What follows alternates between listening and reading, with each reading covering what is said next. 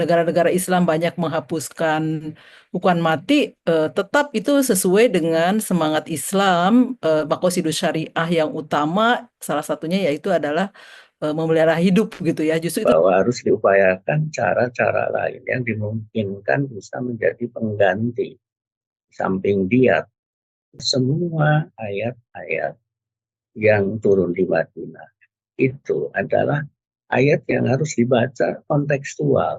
maksudnya ada kemungkinan unfair trial. Saya kira hukuman mati harus di stop ya di Indonesia. Eh, Halo masa aksi unjuk rasa, perkenalkan saya Kija Katwani dan saya merupakan host pada kegiatan podcast kali ini.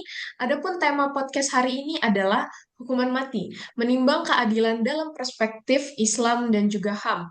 Kita juga kedatangan dua akademisi hebat, yaitu Profesor Dr. Wawan Gunawan Abdul Wahid, LCMAG, dari Majelis Tarji Muhammadiyah, dan juga beliau merupakan akademisi UIN Sunan Kalijaga, Yogyakarta.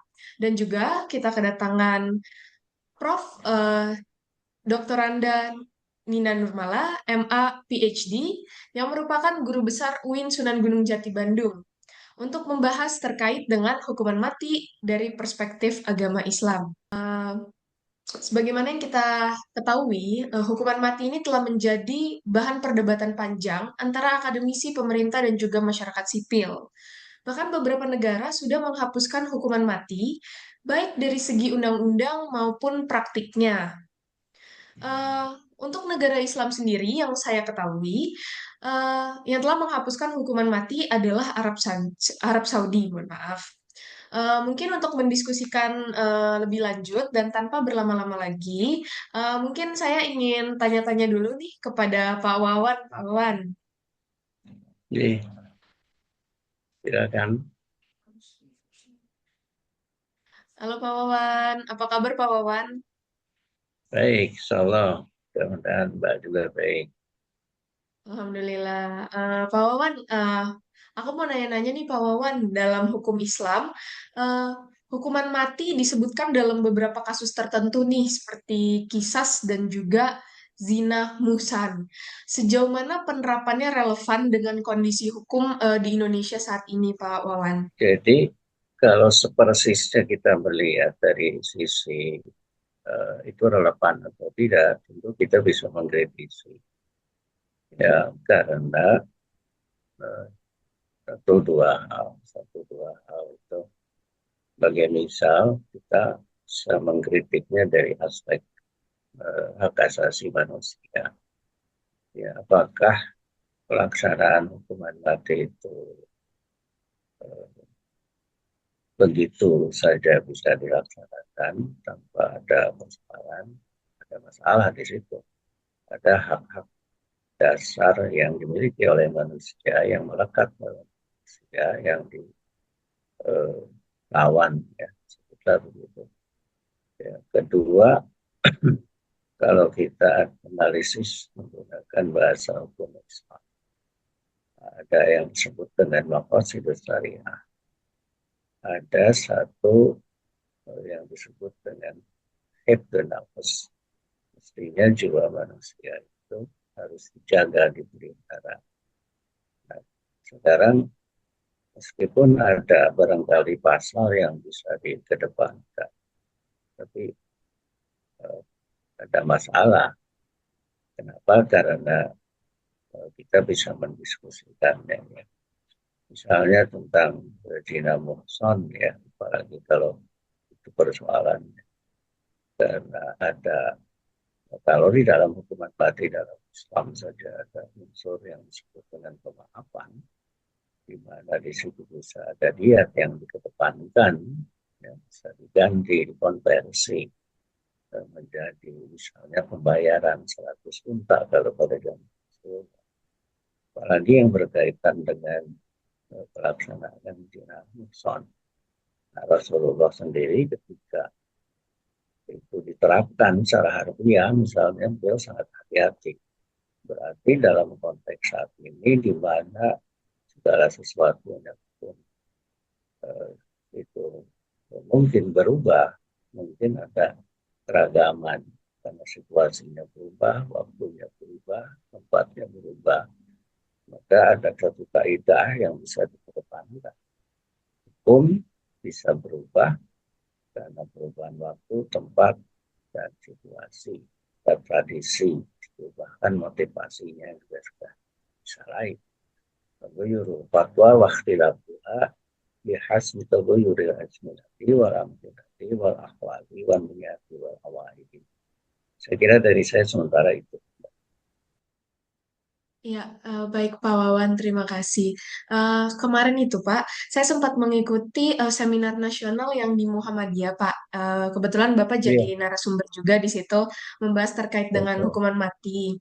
Bapak menjelaskan Ya, bahwa diperlukan tafsir ulang dari surat Al-Baqarah ayat 178 yang sering digunakan oleh para ulama untuk melegitimasi penerapan hukuman mati dalam Islam. Nah, itu bagaimana ya Pak? iya, salah satunya kan pemaknaan terhadap ayat itu bahwa kalau beberapa pihak sering mengatakan ayat itu merupakan ayat yang mewajibkan atau menyuruh pelaksanaan hukuman mati. Bagi saya, ayat itu tidak sama dengan kewajiban sholat. Ya.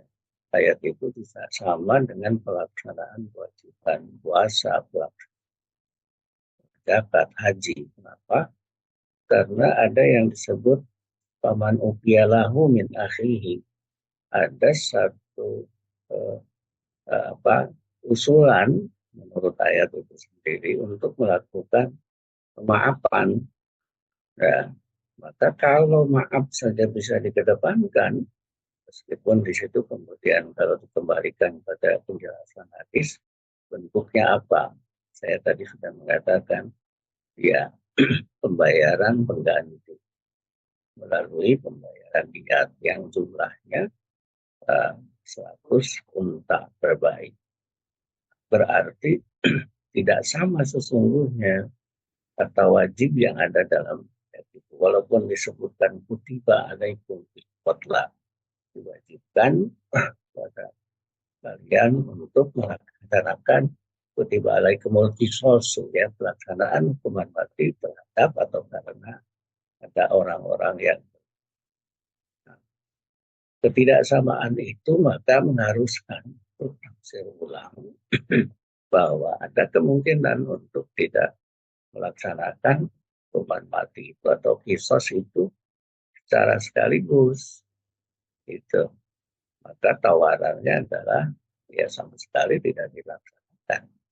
Nah, faktanya dalam yang saya tahu, ya Saudi sendiri sekarang lebih hati-hati dalam pelaksanaan hukuman mati. Ya, Iran juga semuanya ya selain Saudi. Apalagi kalau hitungannya negara-negara di Timur Tengah. Pada prinsipnya situasi saat ini ada satu suasana universal yang meninggalkan hukuman mati. Nah, itu yang disebut dengan situasi baru, keadaan baru. Begitu, Mbak. Baik, terima kasih banyak Pak Wawan. Mungkin selanjutnya kita bisa berpindah dulu kepada Prof. Nina. Prof. Nina, aku penasaran nih, Prof. Bagaimana sih Islam mengatur mekanisme pemaafan dalam kasus kisas dan sejauh mana sih peran keluarga korban dalam menentukan nasib pelaku, Prof? Silakan, Prof. Kalau di fikih klasik itu kan 100 unta ya, itu bisa dihargakan mahal sekali itu miliaran lebih gitu ya. Itu untuk diat ya, untuk kompensasi kompensasi dari orang yang di apa namanya maafkan tidak jadi tidak jadi dibunuh gitu, tidak dikenakan kisos gitu ya. Eh, jadi ya itu sebetulnya tidak bisa dikomparabel dengan nyawa ya. Tapi intinya harus agreed upon gitu ya, sudah disetujui oleh kedua belah pihak.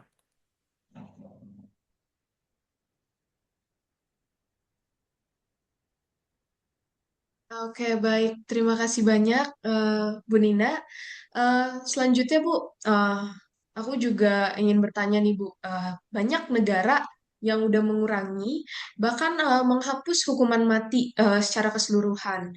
Apakah hal ini bertentangan dengan prinsip Islam atau justru bagian dari ijtihad dalam hukum Islam, Bu? Ya, saya kira Islam itu kan tadi sudah disebutkan tentang makosidus syariah ya, tujuan dari apa namanya syariah itu ada 5 ya, dan yang pertama saya katakan adalah hifdzun nafas ya, jadi memelihara hak hidup gitu ya. Jadi kalau misalnya negara-negara Islam banyak menghapuskan hukuman mati, tetap itu sesuai dengan semangat Islam, makosidus syariah yang utama salah satunya yaitu adalah memelihara hidup gitu ya. Justru itu sangat sejalan dengan ajaran Islam ya. Dan Al-Quran juga sebetulnya lebih mengutamakan pemaafan ya kan. Seperti misalnya dalam Al-Quran wajaza usayyiati sayyiatun mithluha faman afa wa aslaha wa ajruhu indallah gitu ya. Jadi Allah tuh membolehkan membalas perbuatan jahat dengan setimpal gitu, tapi faman afa wa aslaha, barang siapa yang memaafkan ya dan berbuat baik, maka itu akan diberikan pahala. Tadi juga sebetulnya sudah disebutkan oleh Prof. Wawan ya tentang satu ayat waman ahya'a fakaan nama ahya an-nasa jami'an ya kan, barang siapa yang menghidupkan apa namanya satu orang saja gitu itu seperti menghidupkan orang banyak semuanya, dan barang siapa yang membunuh satu itu seperti membunuh satu komunitas. Jadi penghapusan hukuman mati di negara-negara Muslim itu sangat sesuai ya dengan ajaran Islam yang menghargai hidup gitu ya. Itu sama saja dikomparabelkan dengan eh, penghapusan perbudakan ya.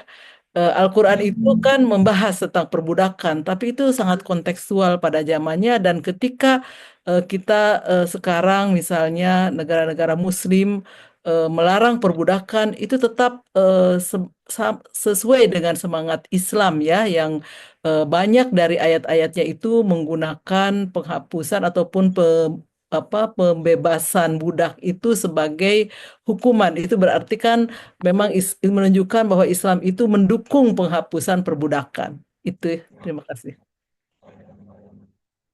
Baik, terima kasih banyak Bu Nina. Mungkin selanjutnya kita berpindah lagi nih ke Pak Wawan. Tadi kan Bu Nina dan Pak Wawan nih sempat menyinggung dikit tentang diat ya. Eh, Menurut Pak Wawan, apakah konsep diat ini bisa menjadi alternatif dari hukuman mati yang sedang diterapkan di Indonesia ini? Gimana Pak Wawan pandangannya?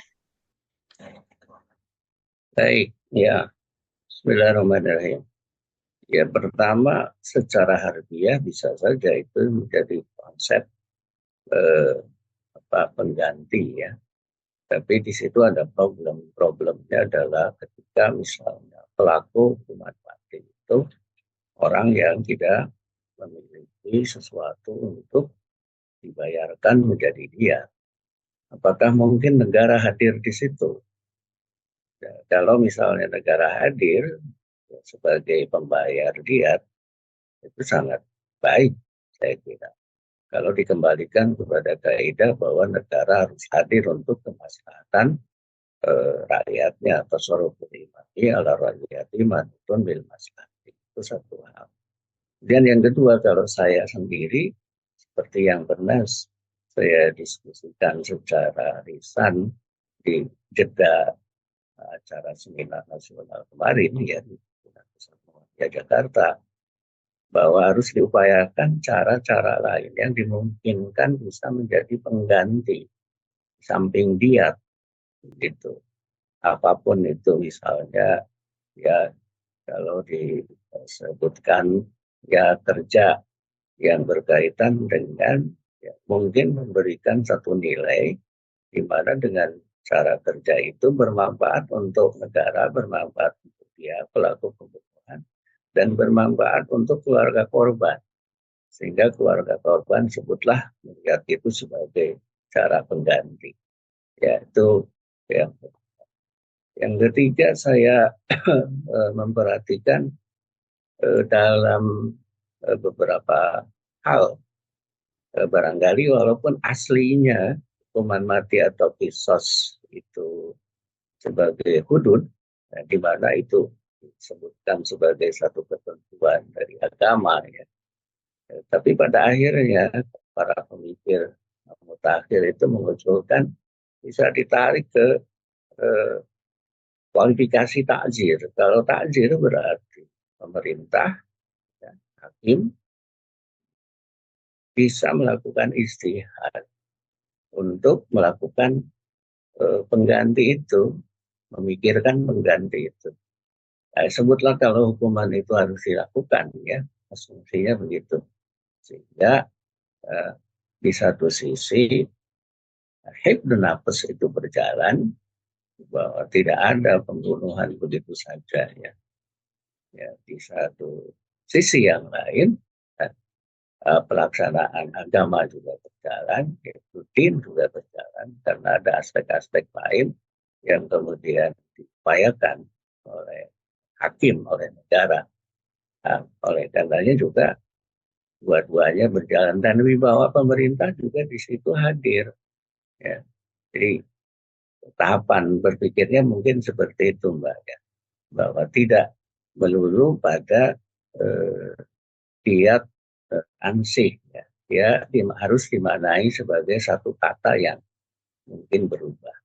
Yang keempat, dan saya kira yang keempat ini mungkin puncaknya, saya tidak akan lupa untuk selalu menyampaikan bahwa semua ayat-ayat yang turun di Madinah itu adalah ayat yang harus dibaca kontekstual. Begitu kata As-Satibi. Jadi aswarul makiyatu juz'iyatun fara'iyatun. Kalau kontekstual berarti ada yang universal. Nah, yang universalnya di mana? Ayat-ayat atau surat makiyah. Jadi aswarul makiyatu usuliyatun. Nah, karena di situ berkaitan dengan kemanusiaan, berkaitan dengan karomah insaniyah, penghargaan terhadap kemanusiaan, sehingga tidak boleh jiwa manusia itu, ya, dihilangkan begitu saja walaupun atas kesalahan manusia. Man qatala nafsan bi nafsin aw fasadin fil ardi faka'annama qatala an-nasa jami'a wa man ahya an-nasa faka'annama ahya an-nasa jami'a. Jadi penjelasannya sudah disampaikan oleh Prof. Nina. Saya kira begitu, Mbak. Terima kasih. Baik, berarti untuk menggantikan hukuman mati, berarti konsep diat ini dapat digunakan ya Pak di Indonesia. Eh, Iya, ya, berpikir silakan Bapak. awalnya untuk entry point-nya begitu. Ya, tapi tidak Eh, berhenti di situ, Mbak, ya. mm. Oke, baik. Terima kasih banyak Bapak. Selanjutnya kita berpindah lagi ke Bu Nina. Bu Nina, saya ingin bertanya nih Bu, terkait dengan dalam konteks anak dan perempuan ya Bu. Sebagaimana yang kita semua ketahui, anak dan perempuan merupakan kelompok rentan dan menjadi kelompok yang paling sering dirugikan oleh sistem peradilan pidana di Indonesia yang menerapkan hukuman mati tentunya. Eh, dan salah satunya di Indonesia ya Bu. Bagaimana Bu Nina melihat fenomena ini dan bagaimana sih dampaknya terhadap perempuan terpidana mati, Bu? Oh iya, saya kira di Indonesia itu hukum memang belum berpihak kepada yang lemah ya, apalagi yang tidak punya uang ya, sehingga kemudian kalau diberlakukan hukuman mati, maka ada kecenderungan mereka perempuan itu menjadi korban salah judgement gitu ya. Saya kira salah judgement itu bukan hanya terjadi pada perempuan dan bukan hanya terjadi di Indonesia. Sebetulnya dalam kasus hukuman mati itu sudah diberitakan misalnya di apa namanya di Amerika, di Inggris gitu ya, orangnya sudah meninggal berpuluh-puluh tahun yang lalu gitu ya. Misalnya kasus ini ya apa namanya George Stinney gitu ya. Dia itu dinyatakan maksudnya dieksekusi tahun 1944 gitu ya, dan baru dinyatakan tidak bersalah pada 2014 gitu ya. Kemudian tahun diberitakan ya pada tahun 2022 gitu ya, seorang warga kulit hitam namanya Alexander Williams itu baru dinyatakan tidak bersalah oleh pengadilan setelah 91 tahun yang lalu gitu ya. Jadi sebetulnya karena ada kemungkinan salah judgement dari hakim, maka sebetulnya tidak boleh diberlakukan hukuman mati karena kan tidak reversible. Orang yang sudah cabut nyawanya kan nggak bisa lagi dikembalikan lagi nyawa gitu. Kecuali kalau memang hakimnya itu bisa kembaliin nyawa, itu beda lagi. Maka dari itulah hukuman mati memang harus dihindari sebagai bentuk penghukuman gitu ya, terutama ketika peradaban manusia sudah lebih berkembang dan orang mulai paham tentang hak hidup, bahwa hak hidup itu adalah apa, non-derogable rights gitu ya, sebuah hak yang tidak boleh dikurangi gitu ya. Jadi kerentanan perempuan di dunia patriarki itu lebih merentankan gitu ya. Tadi yang kasus-kasus yang saya sebutkan di Amerika itu adalah the black. Black itu adalah karena rasisme kuat di Amerika, mereka cenderung menjadi korban juga gitu ya. Jadi bukan seperti halnya perempuan di Indonesia yang budaya patriarkinya masih kental gitu ya. Baik, terima kasih banyak Bu Nina. Mungkin saya ada dua pertanyaan nih, dan pertanyaan ini dua-duanya bisa dijawab oleh Pak Wawan dan juga Bu Nina.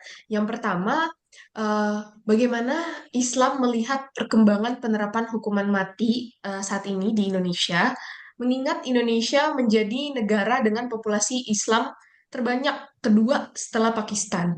Mungkin bisa dijawab oleh Bu Nina terlebih dahulu. Iya, kita kan memang mayoritas Muslim ya, tapi sebetulnya dan kita punya Al-Quran sebagai dasar hukum.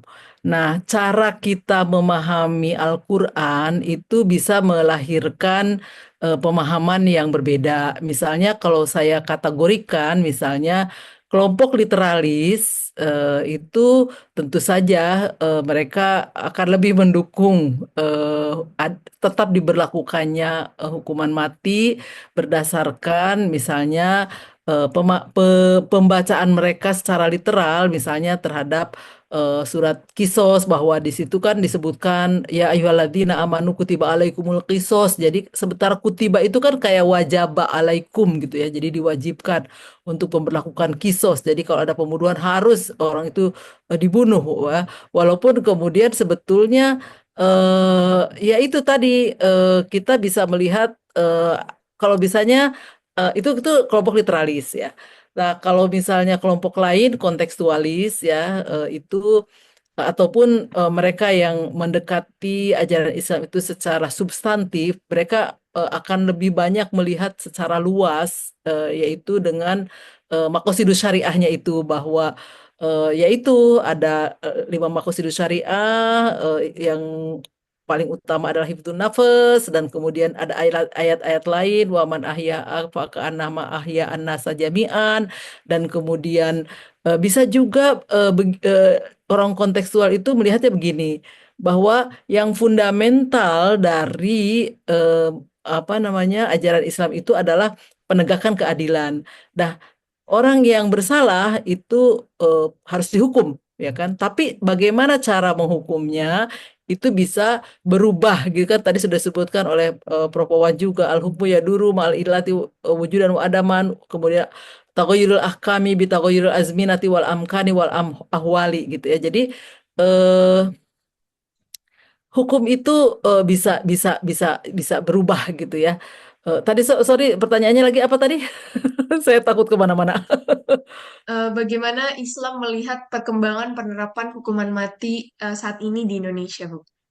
Iya, sebetulnya ya kalau mungkin ditanyakan Islam itu maksudnya, kalau Islam itu kan apa yang tertulis dalam Al-Quran. Tapi mungkin yang ditanyakan itu Muslim. Muslim itu kan tadi beragam ya. Muslim itu bagaimana Muslim menjalankan ajaran Islam itu tergantung metodologi yang digunakan. Itu literal ataupun kontekstual gitu ya. Tapi sekarang kan di Indonesia kan kita pakainya kita itu negara konstitusi ya, bukan negara Islam gitu ya. Sehingga kemudian Tapi memang di Indonesia itu sebetulnya ketika Indonesia masih memberlakukan hukuman mati itu sudah bertentangan dengan konstitusi Indonesia ya. Pasal 48 ayat 1 bahwa ada apa namanya hak asasi manusia yang tidak bisa dikurangi yaitu hak hidup gitu ya. Jadi mungkin pertanyaannya dibalik, bukan bagaimana Islam melihat perkembangan, tapi kan Islam itu kan memang teks Al-Quran gitu. Tapi mungkin Muslimnya ya, Muslim, bagaimana Muslim memandang tentang perkembangan hukum tentang hukuman mati di Indonesia. Kalau saya tentu saja dari perspektif hak asasi manusia dan kemudian pendekatan Islam secara substantif, saya mendukung dihapuskannya hukuman mati yang ada di Indonesia karena memang hukuman itu wajib diberikan kepada orang yang bersalah, tapi jangan sampai memberikan pemberian hukuman itu melanggar hak asasi manusia karena rentannya apa namanya misjudgment dari seorang hakim ketika penegakan hukum masih apa ya yang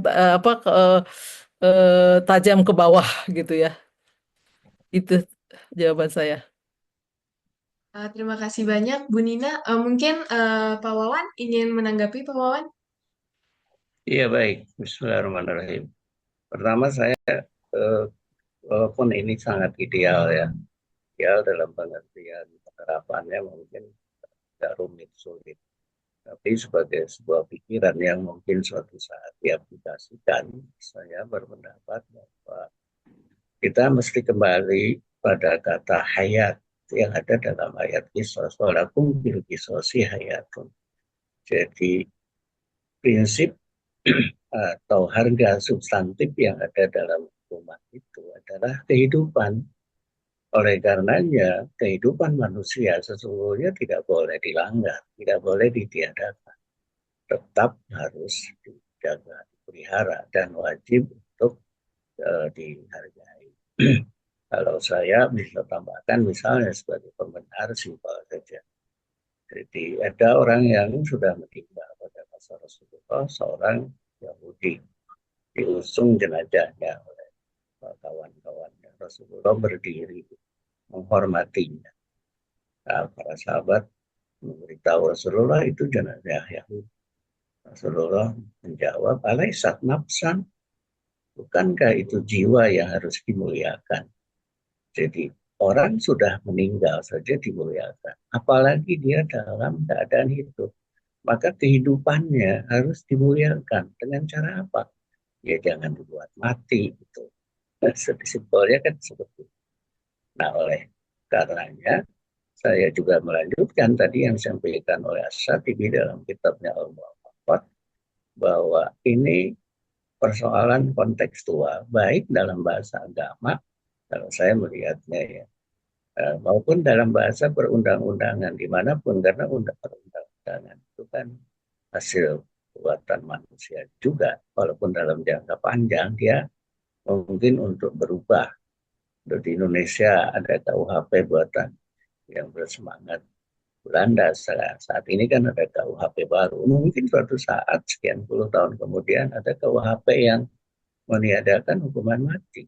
Walaupun saat ini kan masih ada hukuman mati dalam KUHP baru yang akan diberlakukan 1 Januari tahun 2026. Nah, dan saya membaca spiritnya kita sebagai orang Islam harus melihat itu sebagai satu hal yang bergerak ke depan.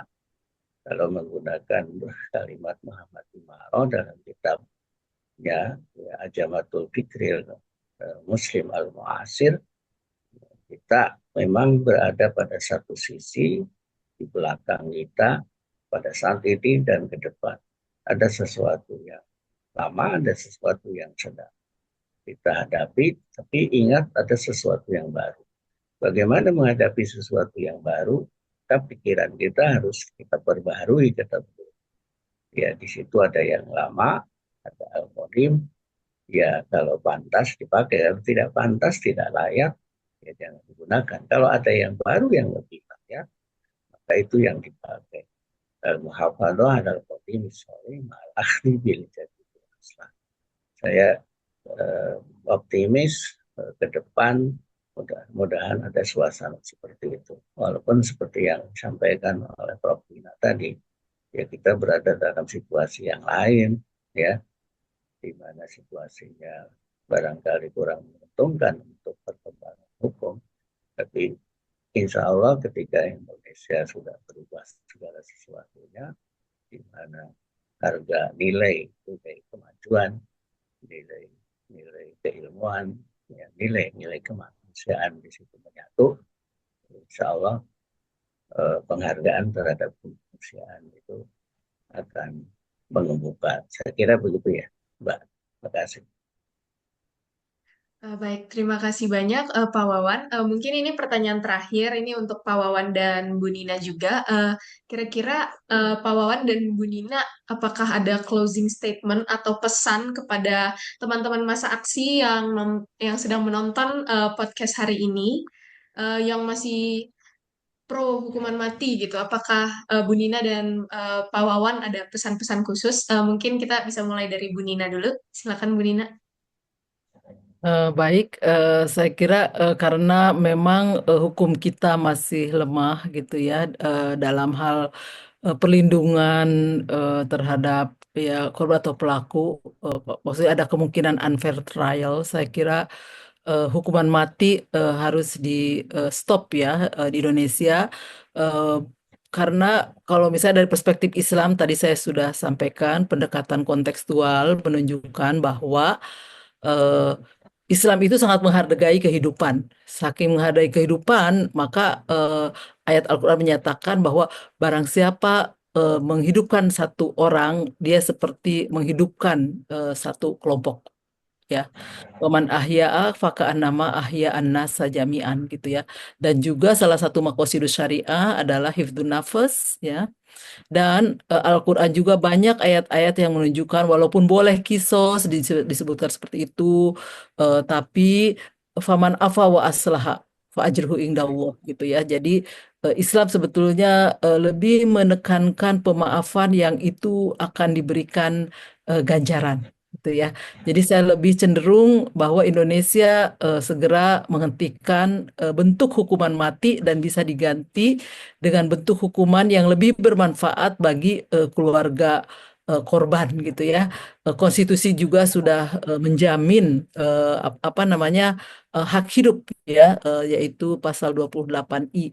Jadi idealnya negara eh, menyusun hukuman lain untuk menggantikan hukuman mati ya.